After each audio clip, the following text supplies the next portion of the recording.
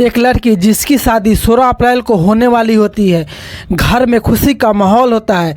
उस घर के सभी सदस्य अपने अपने कामों में बिजी होते हैं।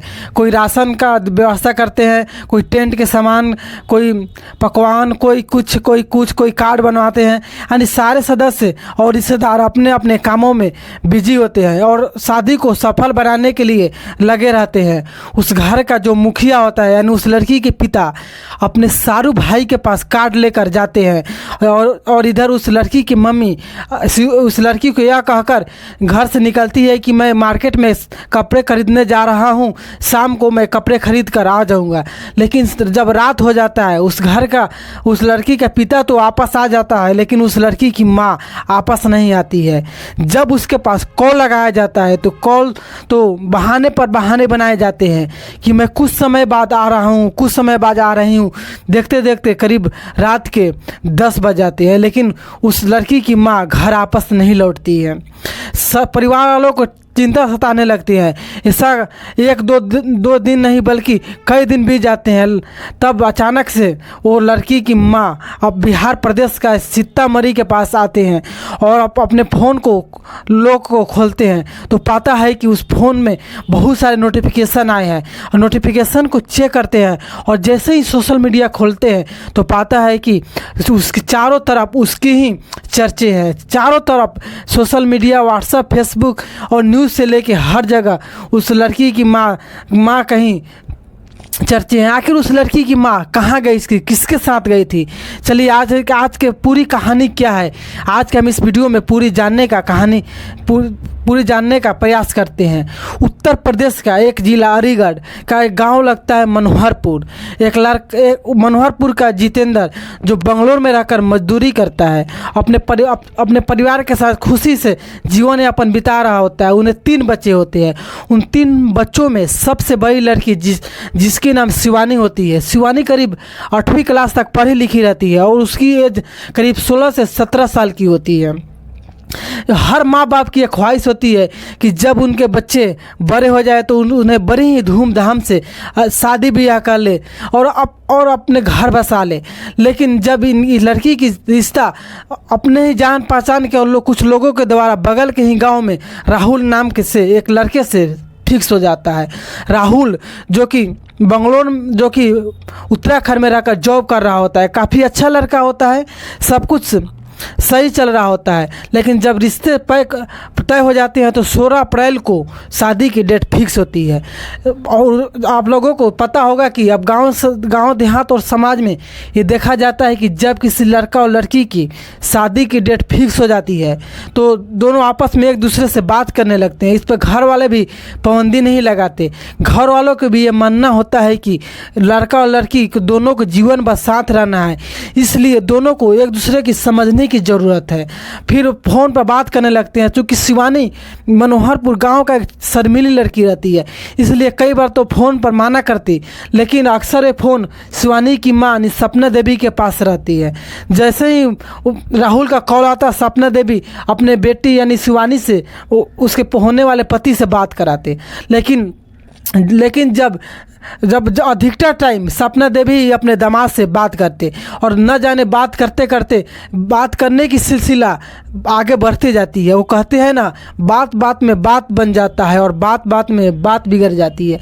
वहीं यही अपने बेटी से ज़्यादा खुद वो बात करने लगती है, लेकिन न जाने बात ही बात में कैसे सपना देवी को अपने ही होने वाले दामाद के साथ प्यार हो जाता है और शादी के मात्र 9 दिन बची हुई होती है। घर का सदस्य सारे लोग खुशहाल रहते हैं कि घर में नई शादी होने वाली है, खुशियाँ आने वाली है। लेकिन यह सपना देवी के मन ही मन खलने लगता है कि 9 दिन बाद जिस लड़के से वो बात करती थी, जो उसकी होने वाली दामाद है, वो उसकी बेटी का पति बन जाएगा।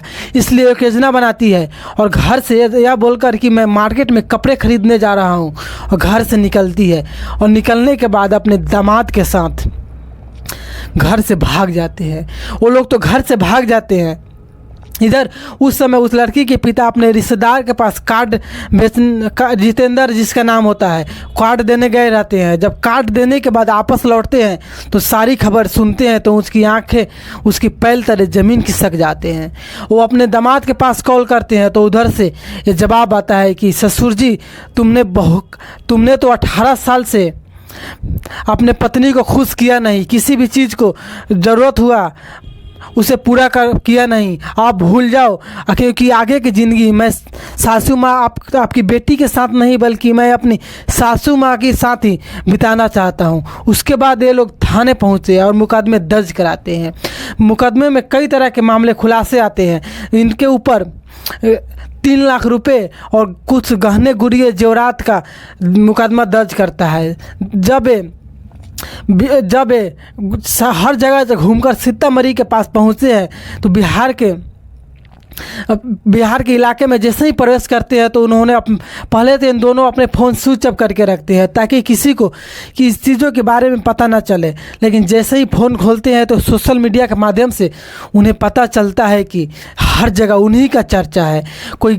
तब उन्हें इस बात की खलती है कि हम दोनों घर से ही भागे हैं, लेकिन जो उनके ऊपर आरोप लगी है कि 3 लाख रुपए और गहने गुड़िये लेकर भागा है वो पूरी तरह से झूठा है। फिर वो अपने नज़दीकी पुलिस स्टेशन पहुंचते हैं और अपना गुनाह को कबूल करते हुए ये सफाई देते हैं कि उन्हें केवल घर से भागा था, उन्हें अपने दामाद से प्यार हुआ था। लेकिन जो इनके ऊपर जो चोरी का आरोप है बिल्कुल मिथ्या है। उसके बाद जब पुलिस की टीम और मीडिया वाले ने इन दोनों से पूछना स्टार्ट करते हैं कि आखिर तुम घर से क्यों भागी, 9 दिन बाद तो तुम्हारी बेटी के साथ इसका शादी होने वाला था। तब वो महिला ने जो खुलासा किया जिसे सुनने के बाद सबकी आंखें खुली की खुली रह गई। उस महिला ने बताना स्टार्ट किया कि भले ही उसकी उम्र 42 साल है, लेकिन अब 42 साल की उम्र में ही शादी के 18 से 19 साल हो गए, लेकिन वो सुख, वो कंधा, वो इमोशनल जो उसे चाहिए, जो उसे केयरिंग लविंग चाहिए, अब तक उसके पति जितेंद्र ने नहीं दे पाया। अक्सर समाज में और हर जगह देखा जाता है कि जब किसी महिला को जो प्यार, जो कंधे चाहिए, अगर जो चीज़ चाहिए अगर वो नहीं मिलता है तो कहीं ना कहीं अपने व्यवस्था कहीं ना कहीं अपनी दूसरी कंधा तलाशी लेती है।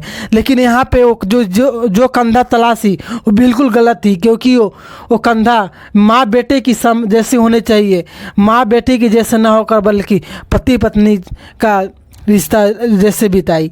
और मीडिया रिपोर्ट के अनुसार ये भी पता चलता है कि जब कुछ समय पहले यानी अब मार्च के महीने में जब इसके होने वाले दामाद यानी राहुल की तबीयत खराब हो गई थी तो ये महिला सेवा करने के लिए राहुल के घर गई थी और वहाँ 5 दिन रह कर आई और 5 दिनों में उनके साथ शारीरिक संबंध भी बने, कई तरह से संबंध बने और दोनों के बीच इतना गहरा प्यार हो गया था, घंटे घंटे फ़ोन पे बातें करना, फिर मिलना जुलना और फाइनली अपने महिला खुद ही नहीं बल्कि अपनी बेटी की भी घर को बर्बाद कर दी।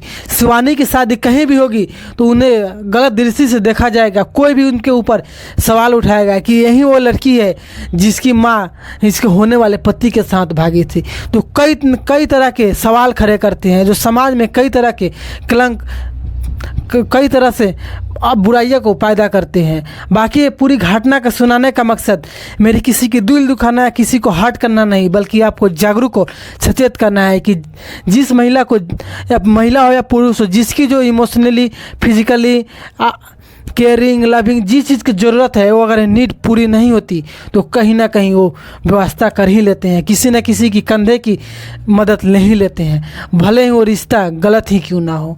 बाकी ये पूरी घटनाक्रम में आपको जिम्मेवार कौन लगता है, अपना ओपिनियन कमेंट बॉक्स में ज़रूर बताएं। मिलते हैं नेक्स्ट वीडियो में। अगर आप चैनल पर नए हो तो चैनल को सब्सक्राइब कर लीजिए और साथ में जो बेल आइटम है उससे भी दबा कर रखिए।